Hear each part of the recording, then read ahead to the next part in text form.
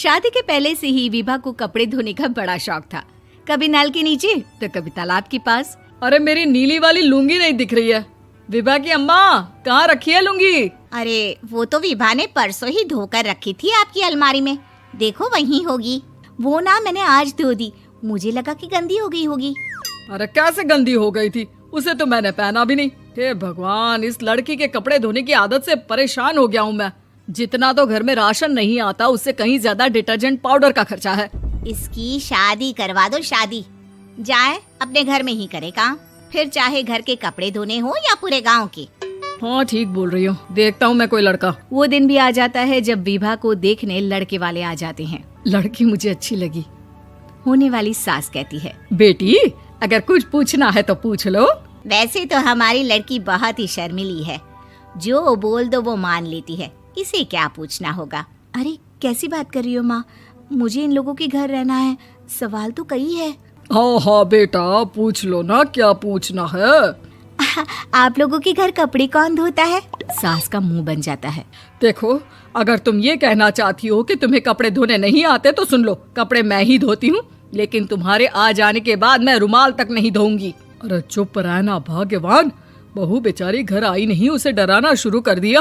वो क्या है ना बिटिया, अभी तक तो ये कल्लू की माँ ही धोती थी, लेकिन अब तुम्हारे पापा तो दहेज में वॉशिंग मशीन देंगे ही। तभी विभा की माँ बोल पड़ती है, सवाल भी पूछा तो क्या। वैसे भाई साहब, मशीन की तो फिर भी कपड़े धोने की कैपेसिटी होती है। मतलब जो बिटिया दे रहे हैं ना विभा, इसे कपड़े धोने का बहुत शौक है। ये आप लोगों के क्या, आस पड़ोस गांव मोहल्ले सबके कपड़े धो दे और उफ तक ना करे। बाहर देखा नहीं आपने कितने कपड़े सूख रहे हैं? सब हमारी बिटिया ने ही तो धोए हैं। बस भी करो ना माँ, शर्म आ रही इतनी तारीफ सुनकर। और तो और एक दाग निकाल कर दिखाओ तो मान जाओ। हाँ अच्छा, माफ करना बेटा, मैंने गलत समझा। हमें तो रिश्ता बहुत पसंद है। और ऐसे जुड़ जाता है रिश्ता कपड़े धोने का शौक रखने वाली विभा का। उसकी शादी हो जाती है कोयला फैक्ट्री में काम करने वाले कल्लू के साथ। शादी के बाद अचानक विभा चिल्लाती हुई सास के पास आती है। सासू माँ, अरे सासू माँ कहाँ है आप? ये तो धोखा है, धोखा दिया आप लोगों ने मुझे। इसे ससुर के चक्कर के बारे में पता चल गया। अरे तो उसमें तुझे क्यों धोखा मिला है? अरे नल में पानी नहीं आता, कपड़े कैसे कब धुलेंगे? अच्छा, तू पानी नहीं आ रहा उसकी बात कर रही है। तो आपने क्या सोचा? कुछ नहीं। अच्छा, तेरी माँ ने कहा था कि कपड़े धोने का शौक है तुझे, याद आया मुझे। शौक बोलकर कपड़े धोने वाले मेरे जुनून को कम ना आके सासू माँ, कपड़ा धोना मेरा गुरूर है। तभी पति भी वहाँ आ जाता है। अभी मैंने इसे सनी देओल की फिल्म दिखाई है, उसी के डायलॉग मार रही है माँ। अच्छा सुन, साफ साफ बता रही हूँ, पानी सुबह 4 से 6 और शाम को 10 से 12 आता है, समझी? विभा टाइमिंग सुनकर हैरान हो जाती है।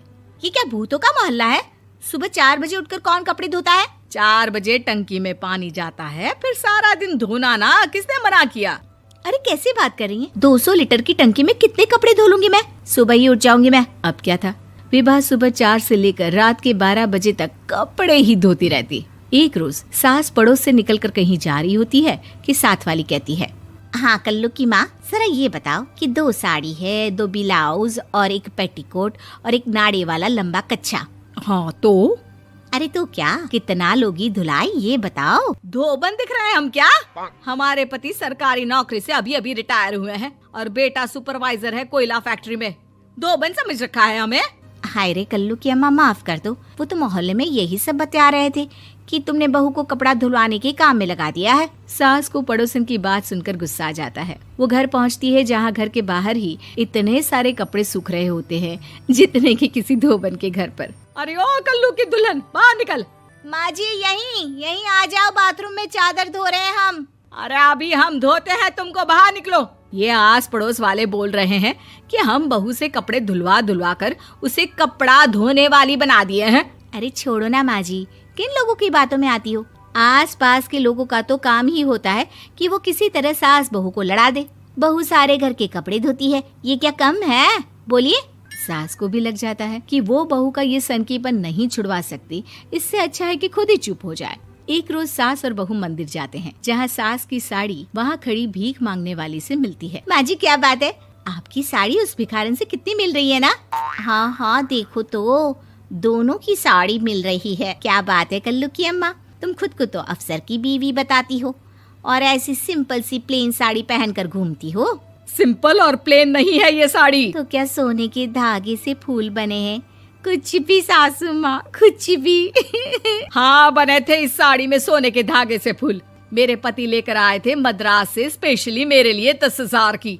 ताहे भाई साहब इस भिखारन के लिए भी सेम टू सेम साड़ी लेकर आए होंगे 10,000 की। सास उस वक्त तो कुछ नहीं कहती, लेकिन बहू के साथ घर आती है और अलमारी से एल्बम निकाल कर लाती है। ये साड़ी देख रही है, ये वही साड़ी है जिसे मैंने अभी पहना था। इस साड़ी में ये जो चमकदार फूल दिख रहे हैं ना, ये सोने के धागों से काटे गए हैं। लेकिन तू लोकल वॉशिंग मशीन ब्रश से घिस घिस कर सारे फूलों को निकाल कर साड़ी प्लेन कर दी। मुझे माफ कर दीजिए सासू माँ। और तो और, जब मैंने तुझे तेरी गलती के लिए कुछ नहीं कहा, लेकिन तूने तो सबके सामने मेरा मजाक ही बना दिया। क्यों? बहू को समझ में आ जाता है कि अब से उसका कपड़े धोना बंद।